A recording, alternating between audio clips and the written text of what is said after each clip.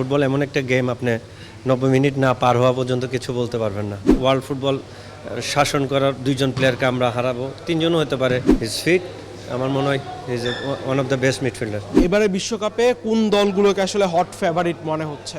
Champion Argentina, champion team হিসাবে, plus তারা মনে র্যাঙ্কিংয়ে একে, ওয়ার্ল্ড র্যাঙ্কিংয়ে। সেকেন্ড হচ্ছে আপনার Spain, third France, fourth German.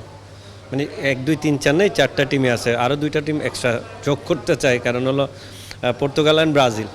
কারণ ব্রাজিলকে আপনি বাতও দিতে পারবেন না, কারণ তারা ওয়ার্ল্ড চ্যাম্পিয়ন, সবচেয়ে বেশিরভাগ চ্যাম্পিয়ন। সব কিছু মিলে আপনাকে এই 6টার মধ্যে যে কোনো একটা চ্যাম্পিয়ন হওয়ার সম্ভাবনা থাকে। ফুটবল এমন একটা গেম, আপনি 90 মিনিট না পার হওয়া পর্যন্ত কিছু বলতে পারবেন না, অপেক্ষা করতে হবে।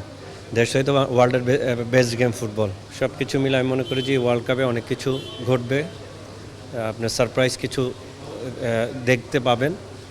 এবং নিয়ত আর কেউ চ্যাম্পিয়ন হওয়ার সুযোগ নেই, চ্যাম্পিয়নরাই চ্যাম্পিয়ন হবে। এবারে বিশ্বকাপে ডার্ক হর্স কারা হতে যাচ্ছে? সেটা অস্ট্রেলিয়া হতে পারে, সেটা জাপান হতে পারে, সেটা কোরিয়া হতে পারে। আর আফ্রিকানদের মধ্যে আইভরি কোস্ট, সাউথ আফ্রিকা, এই 2টা থেকে একটা। আর হচ্ছে হলো মরক্কো অলরেডি তারা লাস্টের একটা সারপ্রাইজ দিছে মরক্কো। এই 3টা টিমের মধ্যে এই আমার মনে হয় যে কিছু একটা হতে পারে।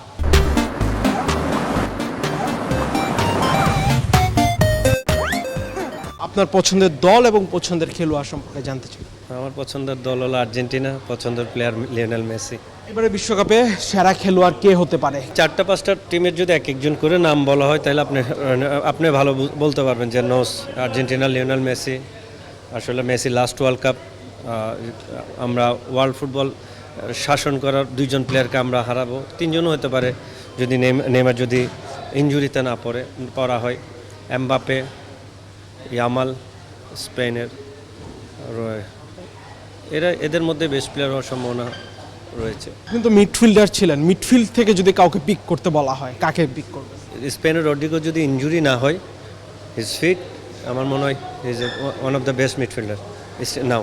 2022-এর বিশ্বকাপ মেসি নিজের করে নিয়েছিল, এবার কি রোনালদো পারবে কিনা বা কি মনে হয় আসলে?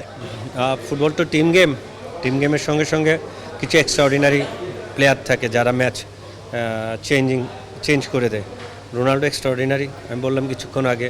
রোনাল্ডো মেসির যে দুই যুগের একটা সমাপ্তি হতে যাচ্ছে, আমরা একটা জেনারেশন ওয়ার্ল্ড ফুটবল উপভোগ করছি বিকজ অফ এই দুই প্লেয়ার না থাকলে আপনি চিন্তা করবেন ফুটবলটাকে নিয়ে কেউ সমালোচনা হবে নাকি।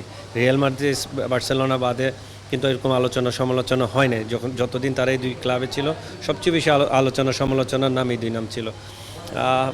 আমি মনে করি টাফ না, ফুটবলে পসিবল, বাট রোনাল্ডো তো একটাই missing, world cup. I think Portugal যদি ভালো টিম গেম খেলতে পারে, হতে পারে চ্যাম্পিয়নশিপ অর্জন করে। বললাম তো 6টা টিমের মধ্যে পর্তুগাল নামও বলছি।